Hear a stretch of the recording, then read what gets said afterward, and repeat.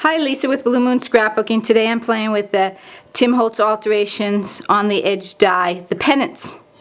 I thought, I don't really know, triangles. It looks kind of pointy to me, it looks kind of Halloween-y. And once I die cut it, as you can tell, I really loved it. I went crazy. I used fabric. And this is what it looks like when it's die cut. So you just take your scissors.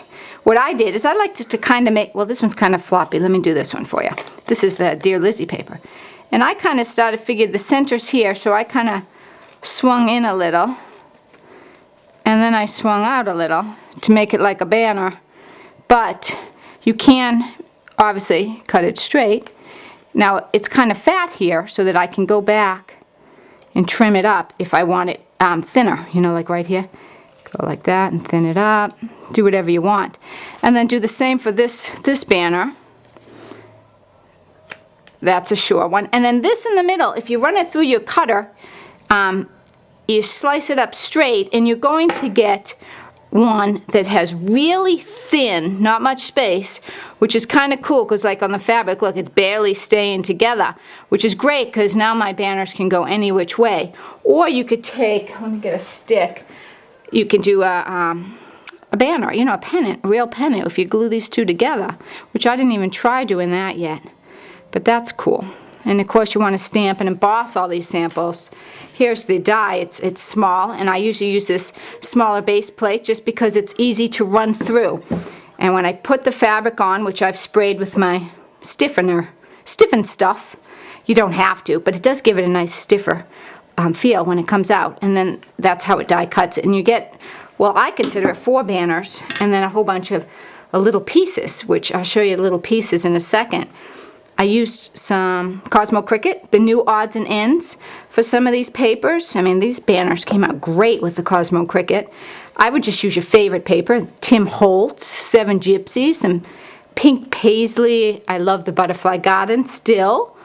So here's the longer banners, the shorter banners. Of course, you can trim them or leave them fatter. And another idea, if you're doing the doll thing, is you can make a little crown. Is that cute? Oh, wow, that is cute. The card I used last week, I've thought I'm going to add some banner to that.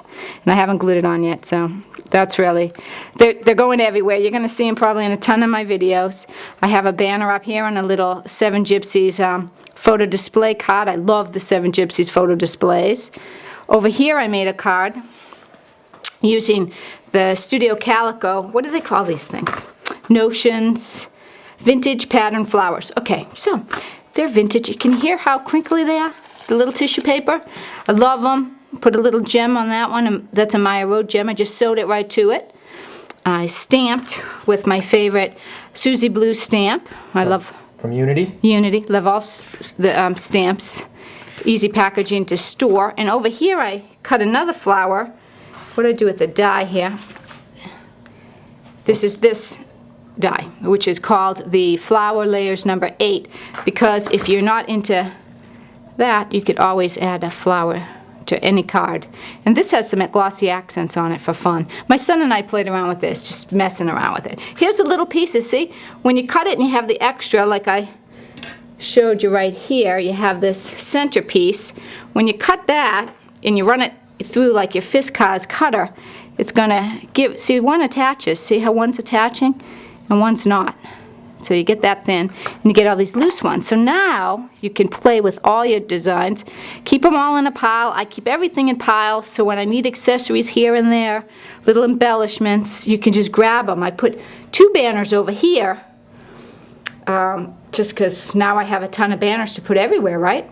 This is a Webster's netting again. Just used a piece about this size. This is the Dream die. I think I've had this in another video, but I'm finally using it.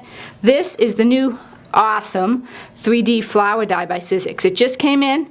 This is the first flower I've die cut and sprayed, so I haven't done much to it. I just wanted to show you the quick look, and hopefully I'm going to do another video and really get into some detail on this. But the die does come with some directions. Can you see this, Scott? Yep. So that you know what to do. It's right in the packaging. Yep. Thanks for watching, and see you next time.